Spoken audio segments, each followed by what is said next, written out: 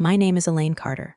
I am 64 years old, and I have learned that the quietest sound in a family is paper, the whisper of envelopes, the hush of forms sliding from a file. I kept everything: birth records, report cards, letters with apologies that came too late. Tonight, I carried one more slip of truth into a room decorated with fairy lights and promises, because love, if it is love, should not flinch when the light is turned on. The party smelled like spun sugar and coffee, the kind of sweetness that coats a throat.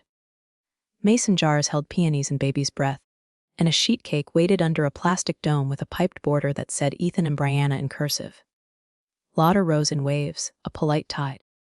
I stood at the end of the banquet table, between the silver chafing dishes and the basket of folded napkins, and set down a clear plastic test tube with a barcode wrapped around its middle. The sound it made on the wood was not loud, but it worked like a bell. Conversations thinned, then braided into one silence. A few heads tilted. I could hear the hum of the refrigerator in the church hall kitchen and the faint music from someone's forgotten playlist. Brianna's cheeks flushed the soft pink of her manicure. Her eyes flicked to the little tube, then to me, then back again, as if her gaze could push it off the table. Ethan's smile faltered the way a bridge trembles under a load.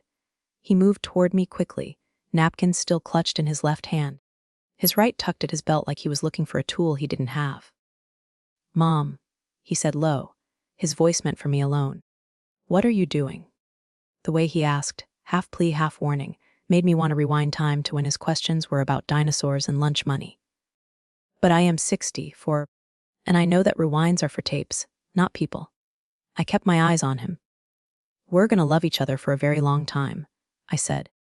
"That means we start with what's true." A laugh bubbled from somewhere near the punch bowl, too bright to be kind. Brianna's mother stepped forward, her pearls clicking against each other like teeth. "Lane," she said, "this is an engagement celebration, not a clinic." I didn't look at her. My hands were steady, an old nurse's trick: rest your wrists on the table, anchor yourself to something that won't move. "It's voluntary," I said to Ethan. "No one can force anyone." But a counselor sent a checklist and asked for complete honesty before vows. I think this is part of that. Brianna touched Ethan's sleeve. "We already talked about it," she whispered, but the whisper carried. "This is humiliating." He glanced at her, then at me. He has his father's jawline and my stubbornness. It makes for a handsome conflict. "We can work this out privately," he said. "Later." Later. The word families worship at. Later is where we store the things that scare us, hoping they'll shrink in the dark. I opened my purse, took out my phone, and placed it face down next to the tube, as if evidence always traveled with a witness.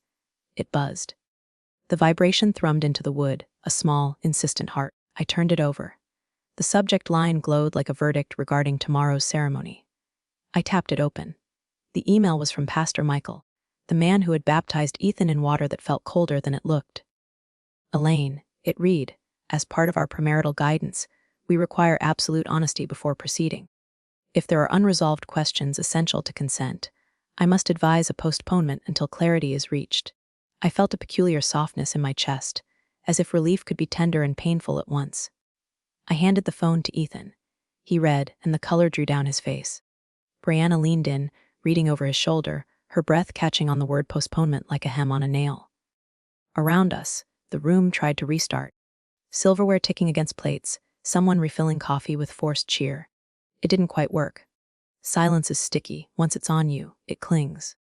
Brianna's mother found her voice. "This is out of line," she said louder now. "You don't ambush people you claim to love." I met her eyes, not unkindly. "I didn't come to wound," I said. "I came to stop a wound from becoming a scar." Ethan stood very still, as if a single movement could commit him to one future or another. He looked at me the way he used to look at a math problem he didn't want to solve, as if the numbers might decide to be kinder if he waited. Then he picked up the tube. His hand trembled. "If we're doing this," he said, "we do it together." Brianna stared at the tube as if it had grown teeth. For a second, the music in the hall went quiet, as if the building were holding its breath with us. Love, I have learned, is not the absence of fear. It is the decision to open the envelope anyway, to let the light in even when you're blinking. I watched my son choose the light, and even if it burned, I knew it was the only honest warmth we had. The morning after the party, I cleared a patch of the kitchen table and laid out what I had: my planner, Ethan's scribbled work schedule, a printout of the church rehearsal times, and the email chain from premarital counseling. Paper makes a particular sound when it's about to become evidence. Crisper, somehow, as if it knows it's being listened to. I am not a detective, only a mother who has been blindsided before. The counselor's checklist had asked for medical considerations that could affect timing. It was couched in pastoral language. Kind, careful, but plain enough to understand. I opened my planner to last month and drew a neat square around the day Brianna texted the family thread. Running late, feeling off. Skipping cake tasting. I thought late meant traffic then. I circled it in blue now, a different kind of late, on the shared wedding calendar, because these days love lives as much in color, coded squares as in rings. Brianna had posted, wellness apt, at a clinic across town. And later, follow up. I wrote the addresses down, then hesitated. I do not want to live in a world where concern and intrusion rhyme. But concern, when you've watched a son rebuild himself from heartbreak, is not a neutral thing. It has a pulse. I pulled out an old OB wheel I kept from nursing shifts, a relic the way a stethoscope can be a keepsake. I could practically hear my instructor's voice: LMP +2 on 80 days. Not precise, but close enough to sketch a window. I penciled in a range on the margin of my planner, a private arithmetic of biology and promise. The numbers climbed like a ladder toward a due date that did not politely wait for their chosen wedding day. If the dates were right, the math threaded backward to a conception that preceded Ethan's official second chance with Brianna.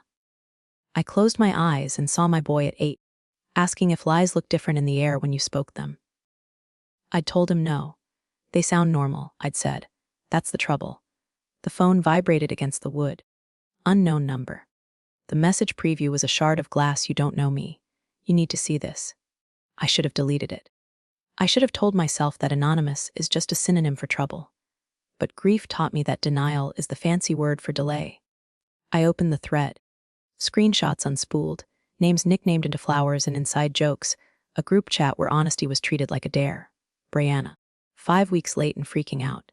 Someone named Henley. Telly yet? Brianna again. Not until I'm sure. He deserves clean beginnings. A third friend. Is it peas? Then a cascade of emojis, the kind people send when silence would be kinder. The kitchen felt smaller. The clock over the stove ticked with a courthouse patience.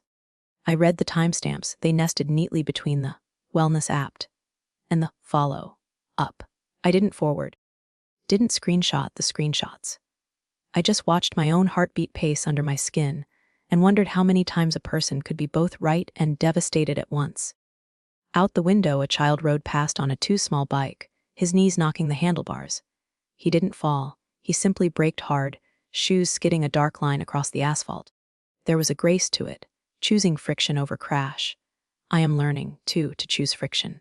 Not the kind that scorches, but the kind that slows a dangerous momentum. Dates matter. Appointments mean something. And when the calendar refuses to harmonize with the story, that is not paranoia, that is prudence. When days and months refuse to line up like good soldiers, the heart must do what the hands do on a bicycle: press the brake, steady the balance, and face the truth before it breaks you first. Brianna's mother called it a conversation, but the way she arranged the living room, stiff, backed chairs facing one, a couch facing the other, felt more like a tribunal. The engagement photo on the mantel smiled a verdict between us. She didn't wait for coffee to cool. You humiliated my daughter, she said, pearls knuckling at her throat, parading a test tube like a party favor. You owe her an apology. I folded my hands, wrists anchored to my knees the way I used to steady myself during night shifts. I asked for honesty, I said. That isn't the same as humiliation. Brianna sat very straight, eyes glossed with something that could have been anger or fear. Sometimes they look like twins. You made me feel dirty, she said softly, in front of everyone. I could hear the refrigerator cycle on and off in the kitchen, as if the house itself were trying to regulate a fever. I thought of the dates in my planner, the OB wheel, the screenshots I still hadn't forwarded to anyone. Evidence is heavy even when it's digital. Ethan stood behind the couch, not quite on anyone's side because he still believed there was a middle. Mom, he said. Voice fraying, please, Stop. I'm afraid I'm going to lose everything. He didn't mean the deposits, he meant the version of his future where love was seamless, where the photograph on the mantel would never crack. I looked at my son, his hands jammed into his pockets, like he could hold his life in place by force. The first time I saw hands like that, they belonged to his father. You think I enjoy this? I said. My voice shook once, then steadied. I am not trying to burn your house down. I am making sure it was built on something that won't collapse. Brianna's mother leaned forward. Spare us the speeches. Love is messy. You were young once. I said, and the room tipped, old film spooling in my ribs. I was 24 and 7 months pregnant. Your father. I told Ethan, and heard how the pronoun still claimed a man who hadn't earned it. Said he was working late at the plant. I washed his blue coveralls that night and a receipt fell out. 2 dinners, 1 room, a Tuesday. The waitress had drawn a heart around the total like a joke, only they were in on. Ethan blinked as if the light had changed. You never told me. You were a baby, I said. And then you were a boy who needed a hero more than he needed the truth. I gave you the hero. I took the truth and folded it into a drawer. What does that have to do with? Brianna began. It has to do with the smell of smoke, I said. Some people only recognize a fire when they see flames. Others carry scars and notice it in the air. Ethan's shoulders dropped. The way people soften when their bodies admit a hurt their mouths can't. He looked from me to Brianna, then at the photograph on the mantel that kept on smiling. I don't want to lose you, he told her, but the words trembled as if they weren't sure where to land. I don't want to lose him, I said, and meant more than one man. Silence sat down with us, not victorious, just present. I am used to being cast as the villain, the woman who asks the question at the wrong time, in the wrong room. But villains want to win. Mothers want their children to live in houses that don't fall. The old scar along my heart prickled. An old barometer forecasting weather. I could smell the faintest thread of smoke. And I would rather be hated for noticing it than loved for letting the fire spread. The counselor's email arrived at 7:42 am, a tidy rectangle of concern. The subject line was pastoral and neutral. Preparing for a strong marriage. Yet the attachment was all sharp corners, a checklist with boxes for pregnancy, family planning. Finances, debt, prior relationships, boundaries. Each line had the same 3 tyrannies: yes, no, explain. I've always believed forms are just mirrors with better lighting. They reflect what we would rather keep dim. I brewed coffee and read every instruction the way I used to read medication labels, twice, then once more for the part a tired nurse might miss. Full honesty safeguards consent. The counselor wrote. If there are uncertainties, name them plainly so they can be addressed. She signed with letters after her name. That meant she'd listened to hundreds of couples and still believed in them. I imagined the exercise as a kind of liturgy: click, click, confess. I could almost see Brianna at her laptop, the cursor blinking like a heartbeat at the top of the form. The pregnancy line came early. If applicable, please indicate dates of last menstrual period and any recent medical visits related to pregnancy. It was the sort of sentence that tried to be clinical and ended up tender by accident. By noon, the thread was live. The counselor thanked them both for scheduling responses. Ethan wrote back first, earnest, as if answering a test he wanted to ace. He disclosed his student loans. A credit card he was still taming, and the second job he'd kept quiet, because he wanted the wedding to feel abundant. I felt the prick of pride a mother gets when her child unbuttons the truth neatly, no threads hanging. Brianna's reply came later, warm in tone and thin in content. We had a brief pause in our relationship earlier this year. She wrote under prior relationships boundaries, so some dates feel emotionally complicated. We've agreed to move forward and not dwell. She checked no for current pregnancy. Then toggle explain only to Addie, have had irregular cycles due to stress. Saw my doctor, everything is fine. Fine, the most elastic word in the language. The counselor's response was swift and careful, a hand on the small of the back. Thank you for your honesty, she wrote. When couples mention a temporary separation, it can be helpful to clarify timelines to support trust. Then the sentence that felt like a door opening to a cooler room.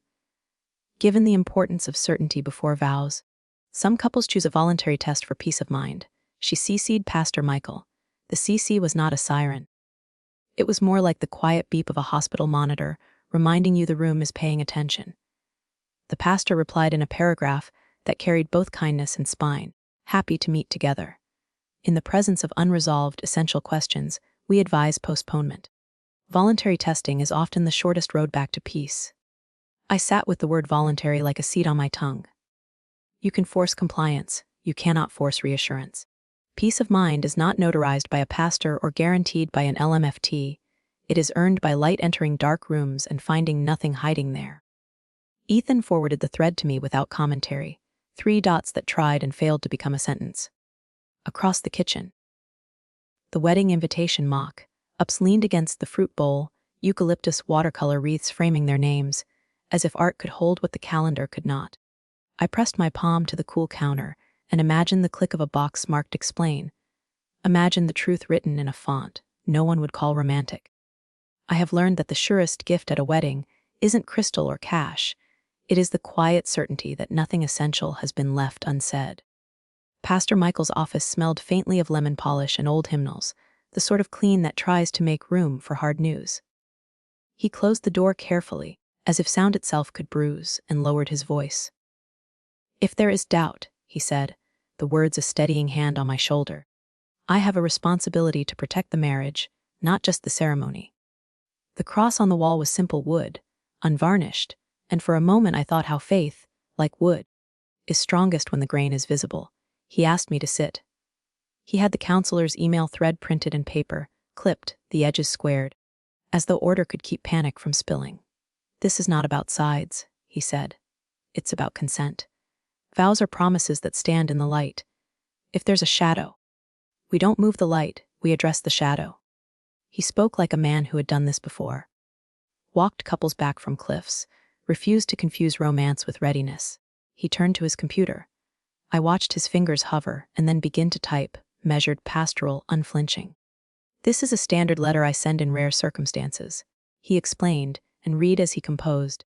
In recognition of pastoral duty, to safeguard the integrity of the sacrament and the well-being of the couple, I recommend postponement of the ceremony if the parties decline voluntary testing to resolve essential questions material to consent. The language was firm without being punitive. It asked for truth the way medicine asks for air. I felt something in my chest loosen, the way a knot remembers it was once just a line. You'll send it now? I asked. I will save a draft, he said, and looked at me over his glasses. But I prefer to meet with them first, together, so no one mistakes this for a verdict. It's a door, not a wall. He buzzed the church office. A woman named Clara answered, her voice threaded with the calm competence of someone who knows where everything is. Clara, could you schedule a joint session with Ethan and Brianna? He said. Sooner is better. Tomorrow at 4, she replied, a beat. And Pastor, do you want me to add the consent form? Which consent? I asked reflexively, the word sounding like a lift of a curtain. Clara stepped in a minute later with a clipboard and 2 pages slid into plastic sleeves. Pastoral care consent and premarital guidance addendum. At the bottom of the addendum was a line I read twice, as if it might change by signing. We acknowledge that voluntary testing has been offered as a pathway to peace of mind, and that any discussion of results will occur only with mutual written permission. Above it, another clause I didn't expect. In the event of refusal to participate in proposed steps toward clarity, we understand the pastor may recommend postponement to protect the integrity of consent. We require written acknowledgement, Clara said, not unkindly. It protects everyone, especially later, when memories rearrange themselves. The nurse in me recognized the wisdom of signatures. No medication without an order. No procedure without consent. It wasn't bureaucracy, it was respect you could point to with a finger. Pastor Michael slid the forms toward me. Not to sign, but to hold. They should read these before we meet, he said. Let the paper absorb some of the heat.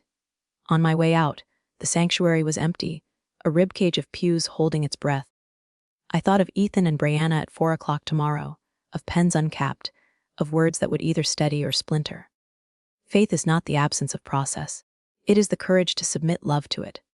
The holiest things I've witnessed, the first cry of a newborn, the yes at an altar, were guarded by forms and careful hands. We will pray yes, and we will document, because trust, like sacrament, is kept safest when it is both blessed and written down. We sat in Ethan's old pickup with the engine off, our breath fogging the glass like small storms trying to happen. The truck smelled like coffee and sawdust, the perfume of his long shifts, honest work that left a grit under the nails no amount of scrubbing quite erased. Rain stitched diagonal lines across the windshield. The wipers rested like tired hands. He kept fiddling with the vent, as if moving air could move time. "I shouldn't have let it get this far without answers," he said finally.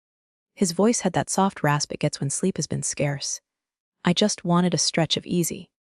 "We'll all want easy," I said, palms pressed to my thighs for warmth I didn't trust the heater to give. "But easy doesn't last. True sometimes does." He nodded, eyes on the rain instead of me. When he was little, he'd watch storms like that, convinced that if he studied the pattern hard enough, he could read the future in it. "If Brianna agrees," he said. "Slow as a diagnosis. I'll do the test, both of us. No more guessing." The sentence felt like a match struck in a dark room, heat and danger in the same flare. I watched his jaw flex, that old tug of war between loyalty and fear. "Okay," I said. "Together." For a moment, there was relief, not the triumphant kind, but the quiet sort that lets your lungs work again. Then he turned the keys just enough to wake the dashboard lights, and the green glow made him look younger and more breakable. "But I need a favor," he said. He didn't look at me when he asked. He watched the water bead and run, as if the truck had the answer he couldn't hold my gaze for. "Could you put it in your name?" The payment, the lab, everything. I felt the request before I understood it, a pressure at the breastbone. "Why?" His laugh was a dry leaf. "Because I don't want it showing up on my insurance, or my bank app, or in a paper trail Brianna's mother will turn into a weapon. If we keep it under you, cash whatever, there's less spectacle." The word landed with a thud. I thought of Pastor Michael's forms, of signatures and consent. The way paper can be mercy and menace depending on the hands it's in. "You think that protects you?" I said gently. "Or her both?" he said. "Mostly the wedding. The story." He rubbed his thumb across the steering wheel, a motion I remembered from teething, from grief. "I'm not trying to hide the truth. I'm trying to control how loud it is." Rain deepened, a steady drumline on the roof. I could see us from the outside, then two figures in a fogged-up cab, practicing triage on a future. "I'll pay," I said. "I'll handle the appointment, the clerk, the envelope. I'll even be the bad guy if that buys you a softer landing. But the results won't belong to me. You know that." He closed his eyes, which is how some people nod when yes is heavy. "I know. And Ethan," I added, "because motherhood is a verb that keeps its hand on the wheel. We don't make this a secret to the pastor or the counselor. Hidden truths grow mold. We can choose discretion without choosing darkness." He swallowed. "Okay." I reached over and cracked the window. Cool air poured in, rinsing the breath fog into transparency. Outside, the streetlight cast a cone of sodium gold, catching rain like confetti no one felt like celebrating. I remembered his baby fists batting at the mobile above his crib, the way he'd quiet only when I cupped his back. Shielding is a posture you never quite unlearn. "We'll go tomorrow," I said. "I'll bring cash. We'll ask for chain of custody forms. Make sure no one can call this sloppy." The old nurse in me spoke, competent and calm, the voice you use to ferry fear across a narrow bridge. He turned toward me at last, eyes shining with a gratitude that embarrassed him. "Thanks, Mom." "It's all right," I said, though the rightness here was complicated and adult. The cab felt warmer now, or maybe it was just that we'd decided on a kind of courage. A mother's love isn't fireworks. It's weather, steady, sometimes grim, always there. A quiet shield you don't see until the hail starts, and you realize you aren't soaked through. The phone rang at 9:03, the hour when coffee has settled and courage hasn't. Her name lit my screen like a siren. I could hear her inhale before she spoke, the kind of breath people take before stepping into cold water. "Elaine," she said, crisp as a contract, "I am prepared to sue you for invasion of privacy. Your obsession with tests has crossed a line." I set my mug down on a coaster already tattooed with rings, the way a life collects circles of previous heat. "I'm sorry you feel threatened," I said, keeping my voice where nurses keep theirs, in the corridor between calm and firm. "But no one is invading anything. The counselor offered voluntary testing. We're following her guidance. Voluntary. Don't feed me euphemisms. She clicked her tongue, pearls against teeth. You've coerced my daughter in public, humiliated her. And now you're talking about laboratories, forms, chains of something. Chain of custody, I supplied. It ensures the samples are documented from collection to result so no one questions them later. Later, she echoed, as if the word were a bruise. There won't be a later if you don't stop. I will pursue a civil suit. I will ask for damages. HIPAA. HIPAA applies to providers, I said gently. Not to mothers and future in-laws reading emails together. That earned me a small, angry silence. On my end, the refrigerator sighed and clicked off, the house relaxing around the argument, as if even drywall understands escalation. I kept my eyes on the window, where a sparrow pecked at something it wasn't sure was food. This is not pastoral, she tried next. It's punitive. Pastor Michael drafted a postponement letter only if testing is refused, I said.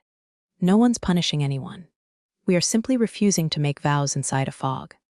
I reached for my laptop, the hinge opening like a throat, and pulled up the thread from the counselor. We acknowledge that voluntary testing has been offered as a pathway to peace of mind. At the bottom, Brianna's curly signature. A flourish that turned her name into a ribbon. While we're speaking, I said, and clicked forward. I'm sending you the consent Brianna signed with the counselor. Pastor Michael and Clara are CC'd. Read the last clause. Her voice went thin with fury. Don't you dare. I already did. There was the soft whoosh of email leaving me, then nothing on the line but breath. I imagined her scanning. Each sentence a rail she hadn't expected to find. A minute passed, then two. The sparrow gave up and flew. When she spoke again, her tone had changed in the way a bargain hunter lowers her voice before naming a price. Fine, she said. If you must, use a pharmacy kit. The commercial kind is quick, private, and far less theatrical. We'll do it in our kitchen. Results are results. My mouth tasted like pennies. I'd used those kits before. Curiosity, reassurance. Low stakes. They are fine for the question, am I my aunt's cousin twice removed? They are not for a wedding balanced on the edge of a single decimal place. No, I said. We're using a chain of custody lab. Photographed IDs, witnessed seals. A paper trail that will hold even when memories don't. You want spectacle, she accused. I want certainty, I said. Spectacle is what happens when certainty fails. Her breath sharpened. You're cruel. I'm old, I said. Which is sometimes the same thing when you've lived through a lie. And I am tired of comfort that evaporates when someone turns on the light. Another silence, this one packed with the rustle of her deciding whether to slam a door or leave it ajar. You'll regret this, she said at last. Maybe, I answered. But not for the reasons you think. When the line went dead, the kitchen resumed its ordinary noises. A drip at the sink, a truck downshifting outside. I reopened the email and read Brianna's signature again, the way you stare at a map before stepping into weather. People who fear the verdict will always haggle over the instrument, the way gamblers blame dice and not odds. Let them bargain with cheaper plastic and easier stories. I will choose the tool that leaves no room for doubt. Because the only thing louder than truth is the clatter made by those trying to avoid it. Our family lawyer keeps his office cold enough to make you tell the truth. Mr. Benton is small and precise, a man whose suits never wrinkle and whose pens are heavy enough to be believed. He listened without interrupting, fingers steepled. The counselor's emails and Pastor Michael's draft letter spread on a yellow legal pad like exhibits that had wandered into a quieter room. This is the part most people don't know, he said, and the tone alone slowed my pulse. Marriage isn't only romance, it's consent. Consent is only consent when it's informed. If a person makes a false statement about a material fact, something a reasonable person would consider essential when deciding to marry, or conceals such a fact, the law calls it misrepresentation. He let the word sit between us. Misrepresentation. It sounded clinical until you imagined it written over a wedding photo. Material, he continued, underlining the word with the side of his pen, isn't gossip. It's not whether he snores or she hates camping.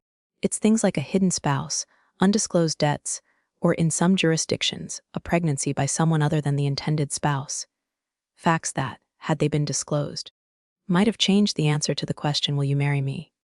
I watched his neat script appear on the pad, consent. Pay truth key validity. Ethan sat beside me, hands locked. as if his fingers could keep the rest of him from breaking apart. I remembered those hands wrapped around a plastic bat, around algebra pencils, around the steering wheel of a first car he couldn't quite afford. Hands that had practiced holding on. "What happens?" Ethan asked, voice sanded thin. "If misrepresentation is proven, in some places," Benton said, "it can render a marriage voidable, meaning a court can annul it.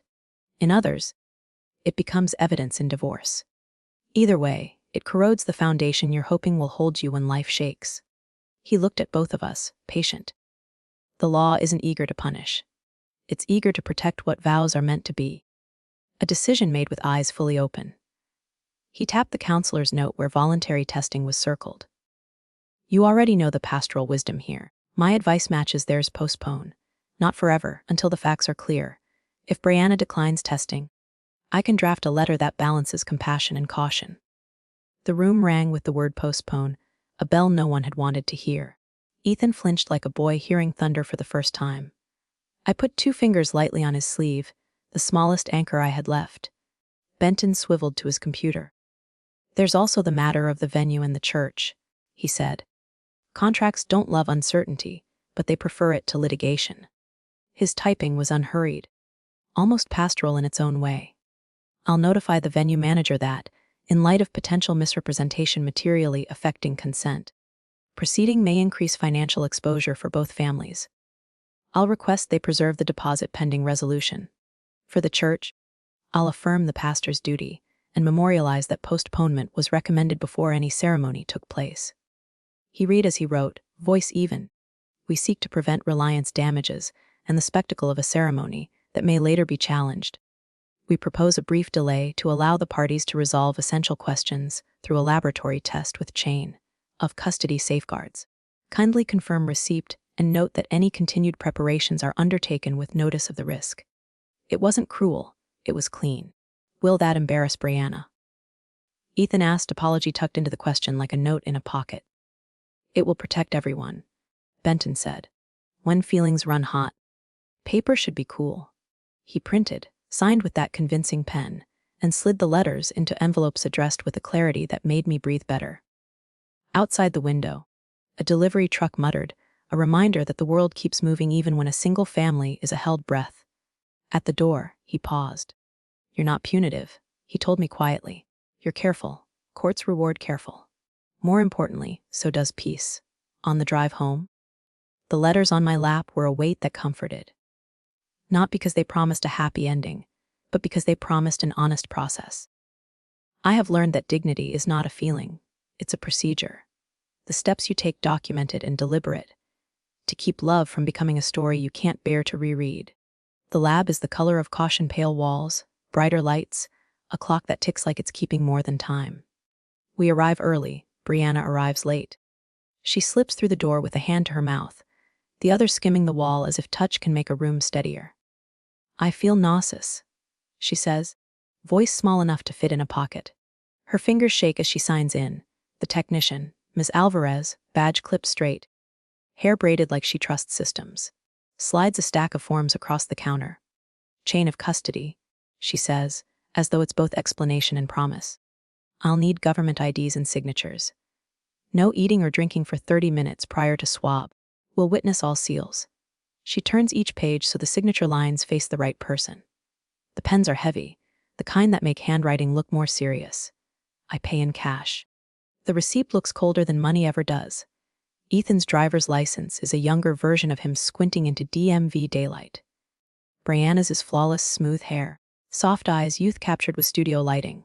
Ms. Alvarez initials the copies, stamps the time 117.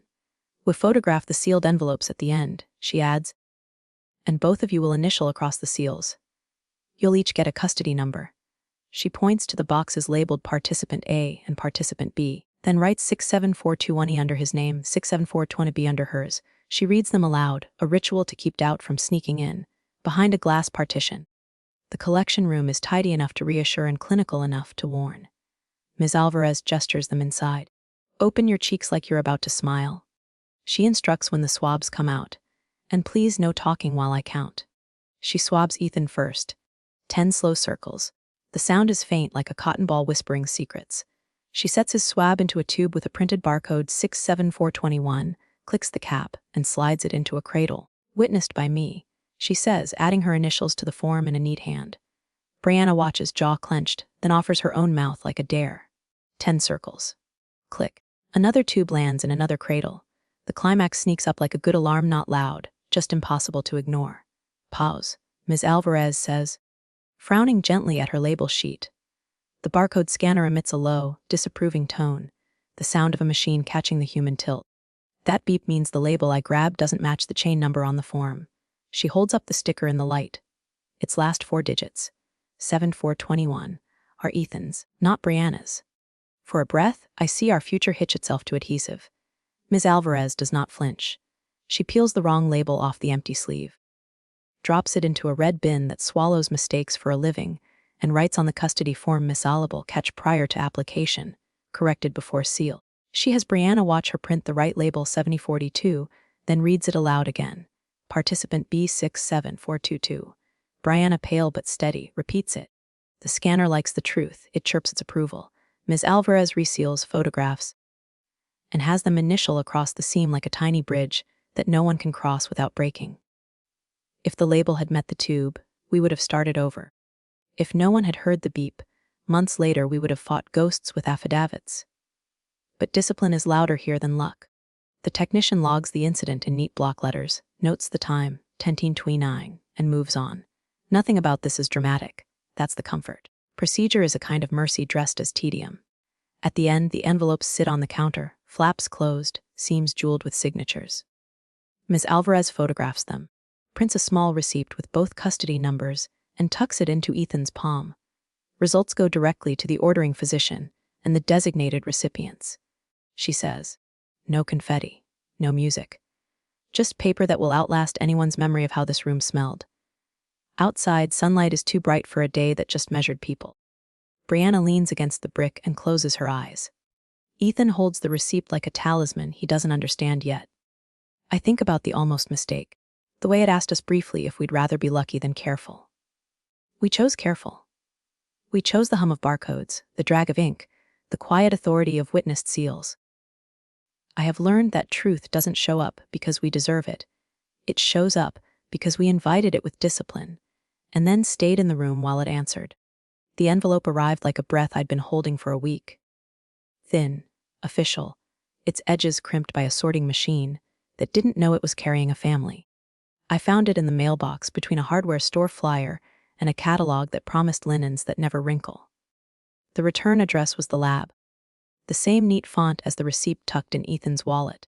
Our chain of custody numbers 67421 and 67422 sat under the window like coordinates to a place you don't want a map for. Inside, the house was doing its ordinary noises, the kettle beginning to murmur, the refrigerator muttering then settling. I laid the envelope on the counter and pressed my palm flat over it, as if I could feel truth radiate through paper. Old nurse habits return when you least expect them: deep breath, clean field, steady hands. I slid a knife under the flap and lifted. The report was born bureaucratic. Headers, subheaders, a table of loci that looked like the world's most complicated knitting pattern. At the top, in a square outlined heavier than the rest, the numbers made their unblinking introduction. Combined paternity index 0-100. Probability of paternity 0% excluded. Below it, the sentence labs use because tone matters when the floor drops out. The alleged father is excluded as the biological father of the tested child, based on unambiguous mismatches at tested loci. I sat down without remembering deciding to. The chair let out a small complaint. Somewhere outside, a delivery truck hissed at a stop sign. I read the line again. The way you read the time on a clock you don't want to believe. There is a particular mercy in numbers. They refuse to argue with you. They won't lower their voice just because your hands are shaking. I should have called Ethan right then. Instead, I turned to the second page, to the addendum most people ignore. It summarized the known medical data we'd provided: maternal ABO B. Paternal ABO are alleged A flaw. A note in smaller type said the ABO system wasn't used for exclusion in this case. DNA had already drawn its bright line, but may be supportive in understanding possible phenotypes of a biological father. A diagram, simple as a schoolhouse, showed how an AB parent and a B parent could produce an AB child. The lab was not telling me who, It was sketching a doorway to where a who might stand. I reached for the pinboard above the desk where life's scraps live, receipts, recipes. A church blood drive sign up Clara had posted last spring, and I'd saved because Ethan's name was on it with his eighth law. 5 lines down. The best man's blocky handwriting, Parker Hale, was followed by AB. Rare ink, I remembered the nurse at the drive saying, smiling the way people do at miracles and oddities. AB is not a verdict, it is a path of possibility. But once you've learned to smell smoke, you notice where the breeze comes from. Brianna's prenatal card, left on my counter after the shower, edges damp from condensation, had already told me she was B, antibody screen negative, ROGEM scheduled. The lab's neat diagram placed a thin, clinical arrow between B and AB, not proof, only geometry. I printed a copy for Mr. Benton, another for Pastor Michael, and slid the original back into its envelope as if tucking in a child. Then I texted Ethan, "Come by. I want to show you something. I'll make tea." There are news stories you say on the phone and news stories you hand across a table. I have spent a lifetime negotiating with words please, wait, try.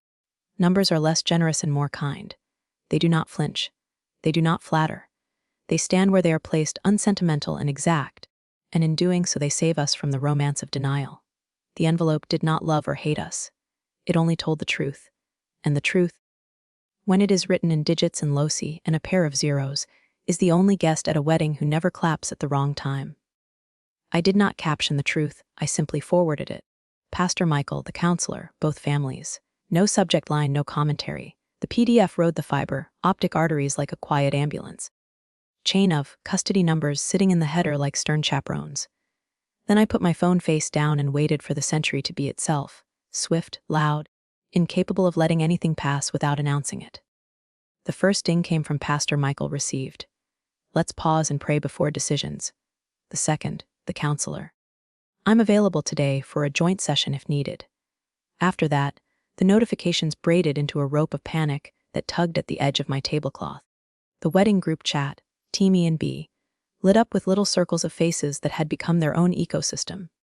The planner, we may need to enact contingency plan B. Please advise. The makeup artist, do I hold the 8 a.m. slot or release? Other brides are waiting. The florist, if postponing, peonies can't be saved, we can credit a portion. Details in contract. The caterer final headcount due at noon. If ceremony is off, the dessert bar fee is non-refundable. Sorry, it's in the policy. Every message a practical kindness that still felt like stepping on Lego. I watched as civility tried to keep its posture. Let's just breathe, the planner typed, followed by a leaf emoji that looked braver than it felt. Brianna's mother chimed in, brittle with hospitality please, everyone remain calm. There's been a misunderstanding. Beneath it, 3 dots appeared and disappeared, the universal sign for someone losing a fight with their own words. Ethan texted me separately. I'm coming over. My kettle chose that moment to sing, a domestic soprano in a room that had stopped being small. I poured water over tea leaves and set out 2 cups, as if ritual could outpace reality. In the family thread, where people pretend they are better versions of themselves because they share a last name, an uncle asked if the venue could apply the deposit to a different date, or perhaps a christening later. As if a joke could prophesy the future into obedient shapes. An aunt sent prayer hands. Another sent a heart that kept beating on the screen, as if it could resuscitate something. Then the twist arrived, not with fanfare, but with the hush that follows a door opening where you didn't know there was a wall. A bridesmaid, Henley, posted a screenshot from months back in a smaller thread, forward arrowed into the big room like evidence passed under a table. The background was dark mode, confessional. Brianna's bubble sat in the center, pale text on black.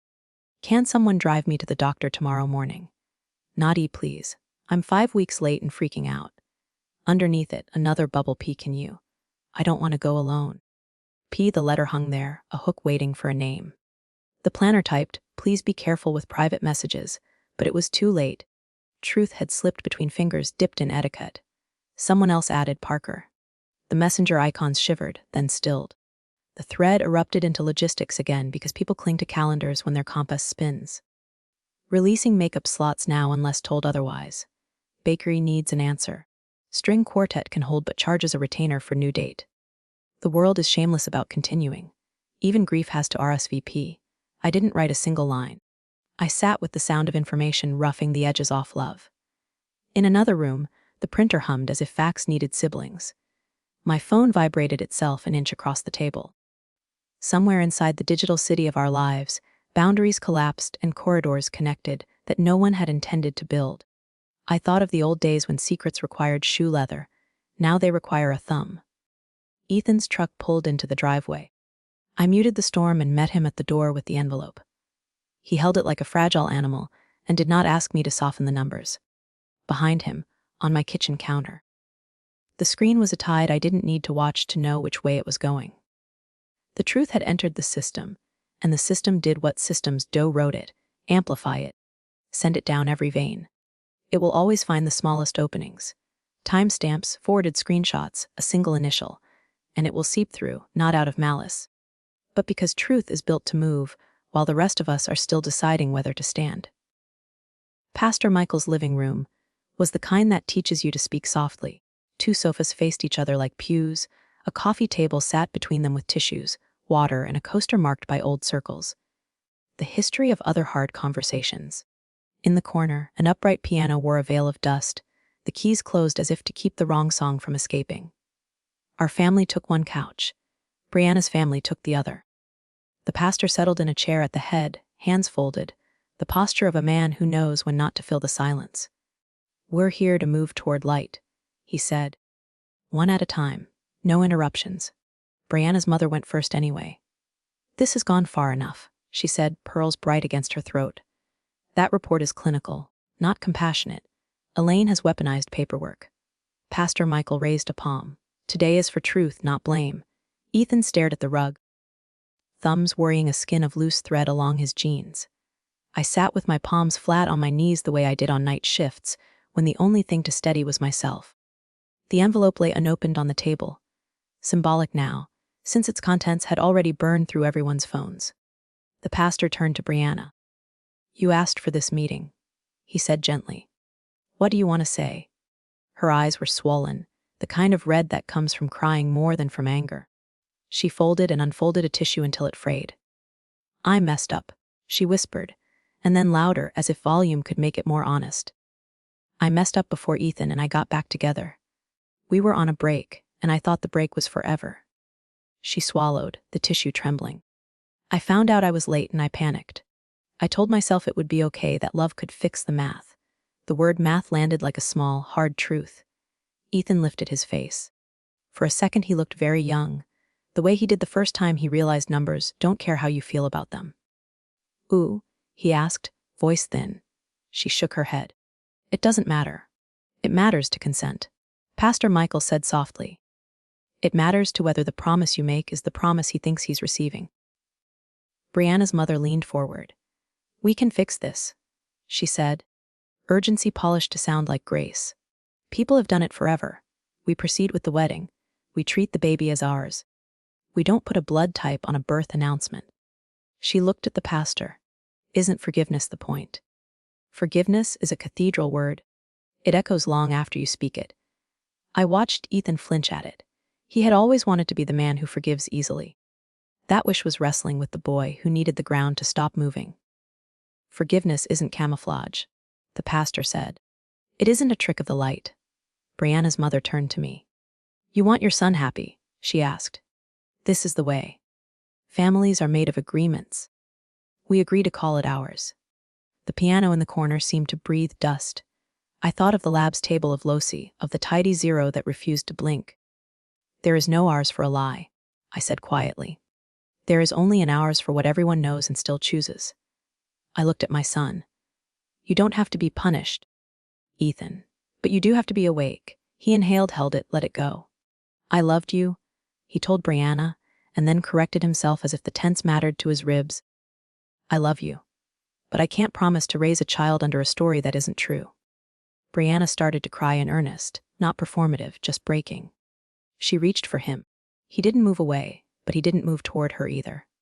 Pastor Michael slid the tissue box closer, the smallest liturgy. "We can postpone," he offered, voice steady. "We can breathe. We can make room for a future that isn't held together by a secret." He looked from one couch to the other. "Woes said in honesty are lighter to carry." No one argued with that. Outside, a bird hit the window and flew on, startled, not broken. The dust on the piano didn't lift, but I could imagine a day it might. There are things love can share: tables, holidays, last names. Truth is not one of them. When people ask you to call a story ours while hiding its hinge, they aren't asking for mercy, they're asking for amnesia. And I have learned that a marriage can forgive almost anything except the lie you choose to keep living inside. Ethan twisted the band once, twice, the way a man checks a loose tooth he can't keep. Then he slid it off and set it on the venue manager's wooden table. The sound it made, soft metal against varnish, was small as a tear and final as a period. The office looked like Celebration had been dismantled and stored in binders. Linen swatches clipped like butterflies, chair charts in plastic sleeves, a framed photograph of last spring's brides under a maple tree that remembered shade as a sacrament. The manager, Ms. Klein, brisk, kind eyes, folded her hands the way people do when they have to tell you something you won't like and wish they didn't have to. "I'm here to cancel," Ethan said, voice steady in the way of someone walking across a creek on stones he can't see. "And to request the deposit back. Also," he glanced at me, then back at her, "I need the contract adjusted to reflect postponement rather than forfeiture." She didn't look surprised. She pulled the file with his name on it from a drawer that clicked open like a polite throat and laid the contract flat, smoothing the corners. "Ordinarily," she began, fingertip tapping the paragraph I already knew, "the deposit is non-refundable within 30 days of the event. We call them reliance costs, vendors, staff, perishables." Her nail made a small, dry sound over the print. "Ordinarily." The word hung there like a bridge that might hold. She flipped to the back. A letter was clipped to the inside pocket, cream paper against manila, our lawyer's name in the header. I felt my lungs remember how to work. "We received formal notice from Mr. Benton 3 days ago," she said, glancing up to make sure we were the same kind of people who appreciate a paper trail. "He advised of a potential misrepresentation materially affecting consent and asked us to minimize reliance damages pending clarity." She slid another page forward. "And yesterday, Pastor Michael's office sent a pastoral advisement recommending postponement." Ethan blinked. "So you already knew?" "We knew to tread lightly," she said. "So we froze the dessert order, held off final linen counts, and flagged your file." She turned the contract sideways and drew a neat line through the forfeiture clause, initialing beside it in tiny, competent letters. "We can release the deposit less a small administrative fee or credit the full amount to a future date. Your choice." "It was my card," Ethan said, finding the pocket in his voice where gratitude lives. "Refund, please." She nodded, opened a drawer for a stamp that thunked authority into ink, and wrote revised, postponement administrative hold removed, refund authorized across the margin. The printer hummed, domestic as a kettle. "Funds within 5 business days," she said. "You'll get an email confirmation in an hour." He looked at the ring, then at his hands, as if the nakedness there made the room colder. "Thank you," he told her. And it wasn't a formality, it was a benediction for a kindness that arrived in the shape of procedure. On the way out, we passed the ballroom. It was set for some other couple. Glassware winking, chairs dressed to impress. For a heartbeat, I saw Ethan inside the ghost of his own celebration. And then the image cleared like a fogged pane wiped with a sleeve. He put the ring back in its box with the carefulness of a man, returning a tool to the exact spot it belongs, not because he will never use it, but because he refuses to lose it by accident. Outside, the sky had that thin, brittle brightness winter keeps for itself. He exhaled, the breath of a runner who'd made it to a mile marker he hadn't trained for. "I thought they'd fight me," he said. "They might have," I answered. If Benton hadn't sent the letter, if the pastor hadn't put it in writing. I touched the folder under my arm. A copy of the contract, 2 stamped revisions, the email already chiming on his phone. We were careful when it didn't feel urgent. That's why it held when it did. He nodded, as if a new muscle had finally learned what it was for. People talk about grace arriving in the nick of time, wrapped in feeling. I have learned to trust the quieter version, the kind stamped, dated, countersigned. When the hour turns mean, it is the preparation you did in daylight that puts its hand on your shoulder and walks you, steady, through the dark. "Dear little one, I'm writing to you as the woman you might someday call grandma, though the ink that grants such titles is still wet somewhere I can't see.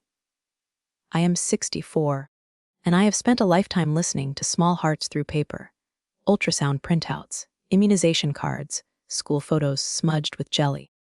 I'm writing because the adults have made a knot, and you deserve a ribbon. If you could see my kitchen, you'd laugh at how solemn it looks, the pen I reserve for forms, the folder once labeled wedding, now crossed out and renamed birth, the kettle practicing deep breaths on the stove. A baby blanket waits on the chair, even though I don't yet know if it belongs to our family or just to the idea of it. I have dusted a space for you, just in case. This is the part you won't remember, but that will decide too much unless we are careful grown. Ups were afraid of facts. We wanted the music of a promise more than the metronome of the truth. So we invited the truth in the only way it comes. Under bright lights, with witnesses. Through procedures that look boring and feel like mercy. The numbers answered us, unsentimental and exact, and they said that Ethan is not your biological father. Today I asked my son for something that hurt him and honored you. When the baby is born, I said, we'll request a new test at the hospital. Not to punish anyone, to protect the baby. Newborn truth is a soft thing, cord blood, a swab, signatures that guard a future. Ethan agreed. He will show up at 2 a.m. in the nursery we used to call the guest room. He will pay for the test if it keeps the air clear. He is learning that father and hero are not always the same word, and that honesty is the only bridge sturdy enough to carry both. Here is the part I did not expect. While I was writing your name on an envelope I can't yet address, the doorbell rang. It was Parker, the best man, the one the nurse at the church blood drive called rare. He stood on my porch like a sentence ready to be spoken. His hands shook. He didn't bring excuses, he brought paperwork. I called my insurer, he said. I'll put the prenatal visits on my policy. I'll cover the delivery. If the hospital offers a voluntary acknowledgement, I'll sign. After the test confirms it, I'll tell my parents. I won't hide. He didn't look noble. He looked afraid and decided, which is what honesty really is. A small knot in my chest released. Not from relief but from order, things placed where they belong so no one has to trip over them later. So, little one, if someday you ask where you came from, we won't hand you a myth and call it mercy. We will hand you the map we drew with trembling pens, dates that line up, tests done in daylight. Signatures that didn't try to counterfeit silence. You deserve parents, arranged by law or love, who begin your story on ground that doesn't give. The adults will bruise each other in the weeks ahead, but your crib will be steady. Your name will go on a birth certificate that doesn't whisper. You are not a secret, you are a person. We will prove it by telling the truth, even when it costs us the smaller versions of ourselves. Message adults tell the truth so children suffer less. By the end of the week, the temperature in town had dropped and so had the noise. The post that had painted me as a meddling mother, the one with a blurry photo of the test tube, cropped to look like a weapon, vanished from the neighborhood forum sometime between my first cup of coffee and the kettle's second sigh. In its place a small banner that read, "Removed for violating community guidelines." It didn't feel triumphant. It felt like someone finally wiped a ring of spilled punch from a rented table. Pastor Michael's letter came first, on church stationery that always makes me sit up a little straighter.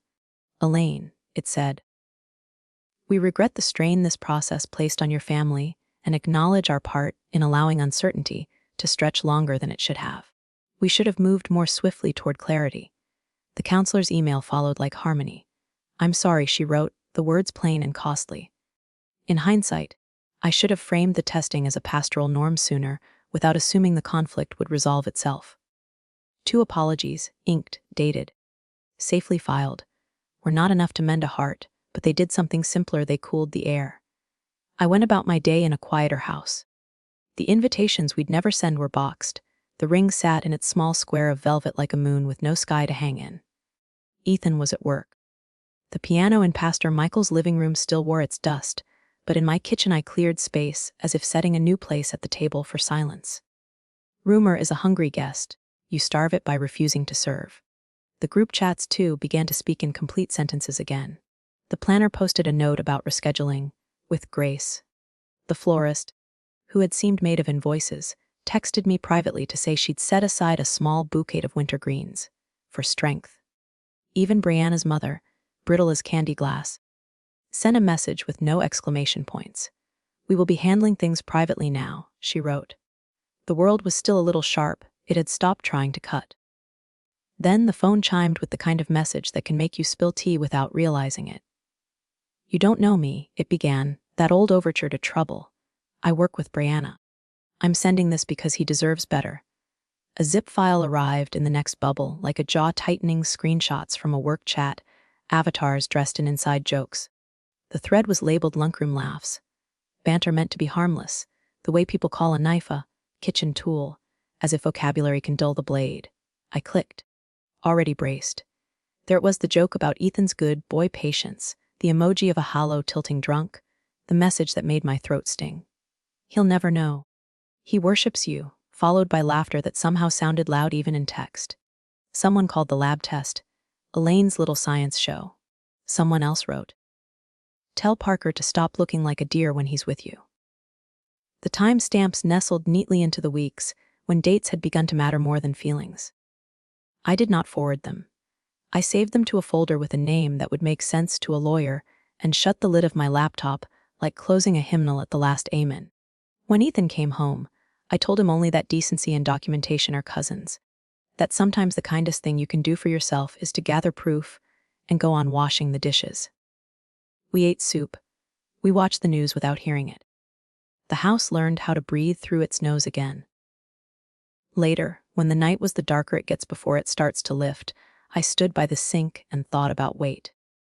It's not that the cruel words stopped existing, it's that they sounded smaller said against a truth with measurable mass.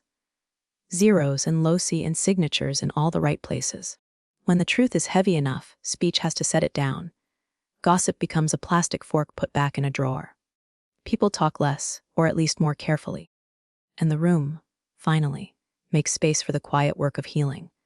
I slid a photocopy of the lab report into the clear sleeve on the front of our family binder. The way you'd tuck a photograph into a frame. It looked almost ordinary there. Chain of custody numbers like corner flourishes, the tidy box of zeros facing out. I didn't do it to relive anything. I did it to keep us from revising the past the way people revise recipes. More sugar, less salt, until the dish tastes like a wish.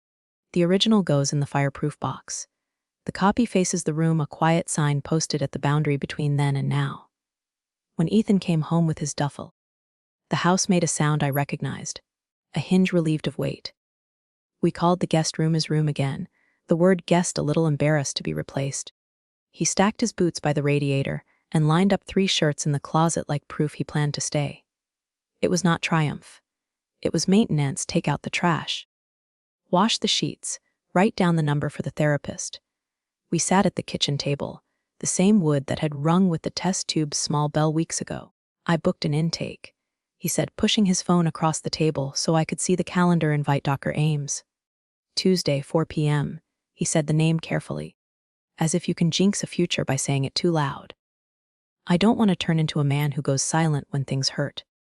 "Then you won't," I said, and meant only that he had chosen the first step on a staircase that does not collapse. We made soup. He chopped onions with the overcare of a person who thinks tools might be holding a grudge. Steam fogged the window, outside. The last of the winter leaves clung to their branches like they'd signed a lease. Later, we folded laundry in a rhythm that didn't need instruction. Towels first, then shirts, then the socks that always end up without their partners and learn to manage anyway. At night, he paused in the hallway by the binder. "You really put it there," he said. "Where we can't pretend we dreamed it," I answered. "It's not a trophy. It's a guardrail." He was quiet for a long time. "I haven't forgiven anyone," he said finally, eyes still on the page. "But I've forgiven myself." He exhaled, and it sounded like a window opening. The next morning he left for work early, lunch packed, appointment reminder set. I changed the sheets on his bed and found the ring box under the pillow, closed. A small square of velvet with nowhere to be useful. I didn't move it. Not every object needs a moral, some only need time. Around noon, Pastor Michael's letter arrived. Not to reopen wounds, but to seal edges, a blessing for the pause, a promise to be there when and if the future asks. Mr. Benton emailed a closing note for the venue refund. The florist texted that she'd repurpose the greens into something living. The world, indifferent and kind, kept its schedule. That night, Ethan sat on the couch and let the therapist's questions begin to live a little in the space between us. Where did you learn to hold your breath? What do you do with panic when it arrives dressed as love? He didn't tell me the answers. He didn't need to. The asking itself sounded like furniture being moved to make room for a piano no one had played in years. Before bed, I stood in the hall and touched the binder's smooth plastic. On the other side of the page was the number that had broken and steadied us. It didn't love us. It didn't hate us. It simply stood where we put it and kept the story from drifting. Home, I'm learning, isn't just walls and the smell of soup. It's the place where we keep the truth within reach and still find ourselves hungry for each other's company. Dignity is the signature we write for ourselves. Family is the door we open at the right time. In the quiet after all the doors have stopped closing, a house relearns its shape. The binder on the hall shelf catches the light when I pass, a square of plastic guarding a page that does not change its mind. The ring sleeps in its velvet. Neither accusation nor promise, just an object waiting for time to decide what to call it. The piano is still dusty, but sometimes, when the afternoon leans through the blinds just right, I imagine a single key pressed and held, one note trembling into the air until it finds its ending. We did not win anything. We chose something. There are victories that look like confetti, and there are the other kind, the ones that smell like soup simmering and laundry folded, and a calendar reminder for therapy at 4 o'clock. Ethan comes home tired and honest. Parker learns to say his own name out loud without flinching. Brianna stands in a doorway I can't see and decides who she will be when no one is watching. A child waits, and the adults practice the radical art of telling the truth for someone who cannot yet ask for it. I used to think love was a vow you made once. Now I think it is a series of signatures, on forms, on hearts, on the underside of ordinary days, each one written in a hand steadier than the last. Forgiveness will arrive when it is ready, or it won't. Either way, we have given our lives a clean field to stand on. If you asked me what changed everything, I would not say the test tube or the envelope. I would say the moment the room stopped dimming the lights, and we learned to sit with what the brightness revealed. That dignity is not a verdict but a practice, and family, at its truest, is the door that opens when your hands are full and you need somewhere honest to set things down. If this story tugged at you, tell me why below. Whose choice was justified, and what would you have done? Subscribe and tap the bell so you don't miss the next chapter. Your comments help shape future stories on Telling Story with Me.